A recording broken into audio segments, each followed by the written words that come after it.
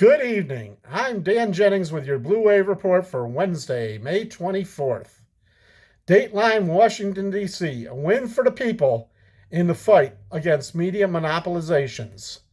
Thanks to the dedications of members and leaders at the Communication Workers of America, civil rights groups, and consumer advocates fighting against the financialization of local news, the effort of hedge fund Standard General and its private equity partner Apollo Global Management to take over local news broadcaster TEGNA appears to have failed.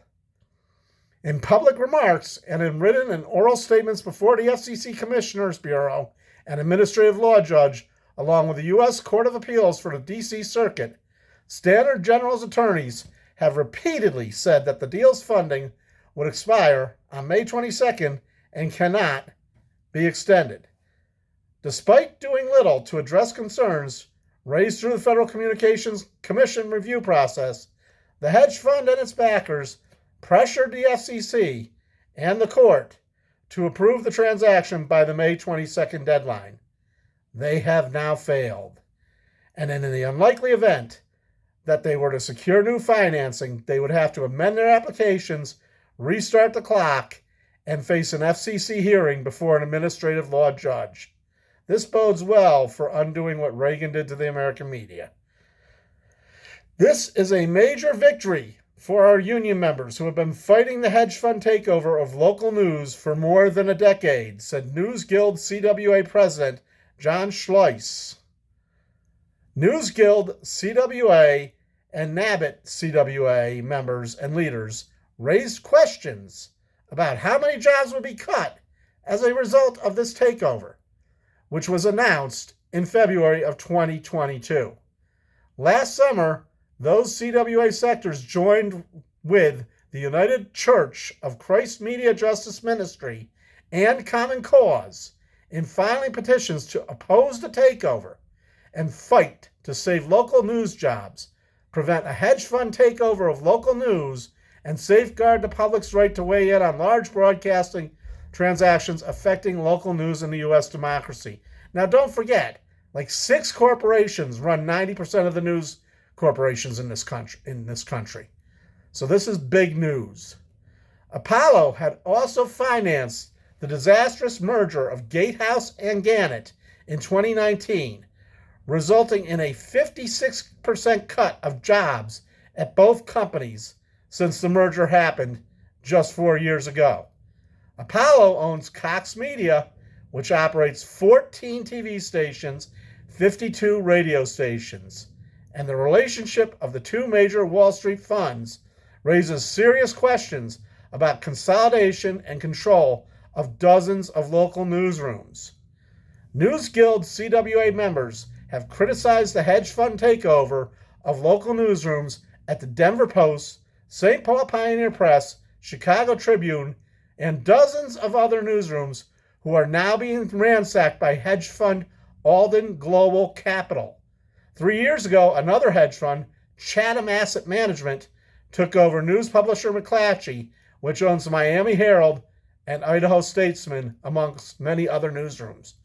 Wall Street continues to destroy local news, resulting in fewer watchdogs at all levels of government across North America, Schleiss said. Sometimes the process works, and the needs of the public are put first. This is one of those times, said Cheryl A. Lianza, policy advisor of the United Church of Christ Media Justice Ministry. Leaders noted that there was ample room for new investors in broadcasting, but warned hedge funds and private equity groups to tread carefully if they plan to continue to try to destroy local newsrooms.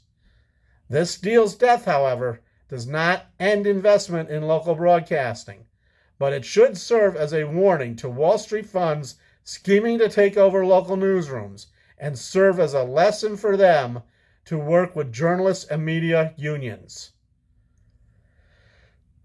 Dateline, Minnesota. Not really sure how I feel on this one, but we'll leave that for you to decide.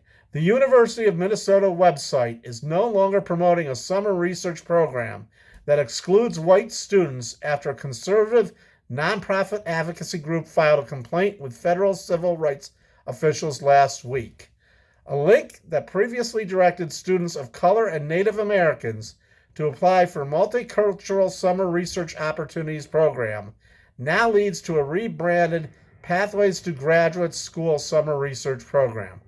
The requirements for the program are no longer race-based. Applicants now need to show a GPA of 3.0, and this is the part I'm having trouble with. They also have to show they're a U.S. citizen or permanent resident, according to the site. I'm not sure that should be. Also, a $6,000 stipend, which I'm not sure why they had to begin with, for personal and research expenses is still being offered to potential graduate students. Maybe one of my listeners out there can tell me if that's a normal thing. I don't know. Dateline, Texas. The Republican-controlled state house there has failed to advance a controversial bill on Tuesday that would have required public schools to display the Ten Commandments in every classroom. Maybe they didn't want Baphomet put up. Dateline, Montana. In another First Amendment case soon to be brought, a bill signed by Montana Governor Greg Gianforte this week enacts far-reaching limits on the presence of children among drag performers, including banning drag story hours at public schools and libraries. He's going to waste a ton of Montanans' money. You watch. The bill went into effect when Gianforte signed it on Monday and prevents children from attending sexually oriented shows and from being present at obscene performances on public property. It specifically targets drag story hours, and that's the First Amendment issue, which it defines as an event hosted by a drag queen or drag king who reads children's books and engages in other learning activities with minor children present. You know, because we wouldn't want our children learning or anything. Nah, heaven forbid. Dateline, Maryland. A group of Maryland parents have filed a lawsuit Tuesday against the Montgomery County Board of Education for mandating that students from grades pre-K through 8 read storybooks that push extreme ideology regarding gender identity and sexuality. And if they're right about some of these books' titles, they may have a point. Last fall, the school board included inclusivity books that promote controversial ideology around transgenderism and focus excessively on children's romantic feelings. One book tasks 3- and 4-year-olds for searching for images from a word list that includes intersex flag, drag queen, underwear, and leather. That might be a little bit over the top for that age. I'm not sure. I'll leave that up to you in the comments to decide. Dateline, gun control. A federal appeals court has temporarily blocked the Biden administration, of course they did, from fully enforcing new regulations on stabilizing braces, gun accessories, that President Biden has called especially dangerous after they were used in several mass shootings. The Fifth Circuit Court of Appeals on Tuesday enjoined the Bureau of Alcohol, Tobacco, Firearms, and Explosives from enforcing its new rule against gun owners and Second Amendment groups who filed a lawsuit challenging the regulation. What part of well-regulated don't you understand? The stabilizing brace rule was introduced as part of the comprehensive gun crime strategy Biden announced in April 2021 in response to the massacre at a grocery store in Boulder, Colorado, where a gunman used one of these freaking braces to kill 10 people. In 2019, another mass murder used a stabilizing brace in Dayton, Ohio, to murder 9 people. Well regulated. At least 3 million guns with stabilizing braces are in circulation in the United States, according to the ATF. 3 flippin' million!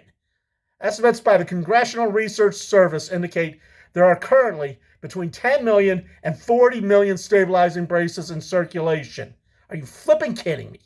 Second Amendment advocates dispute the government's characterization of stabilizing braces, pointing out that the accessories were designed to help disabled combat veterans continue to enjoy recreational shooting. In that case, they should be given a waiver. The Department of Justice and ATF did not immediately respond to requests for comments. Give them a waiver to those people. Don't give them to everyone, for fuck's sake.